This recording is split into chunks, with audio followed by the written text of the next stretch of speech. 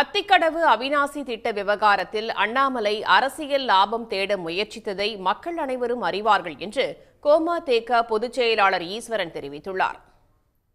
அவிநாசி அத்திக்கடவு திட்டத்திலே நான் ஆர்வமாக இருக்கிறேன் என்று தெரியும்.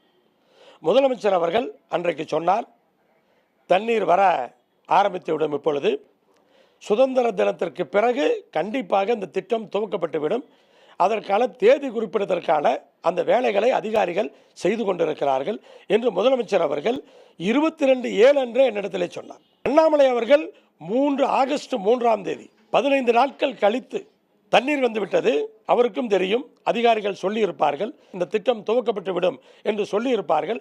அதை தெரிந்து கொண்டு அவர் அரசியலுக்காக அவிநாசி அத்திக்கடவு திட்டத்தை பற்றி பேசியிருக்கிறார்.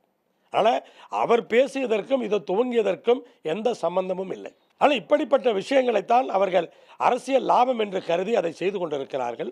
ஆனால் மக்களுக்கு தெரியும். சன் நியூஸ் வாட்ஸ்அப் சேனலை ஃபாலோ செய்யுங்கள். QR கோடை ஸ்கேன் செய்து சன் நியூஸோடு இணைந்திருங்கள்.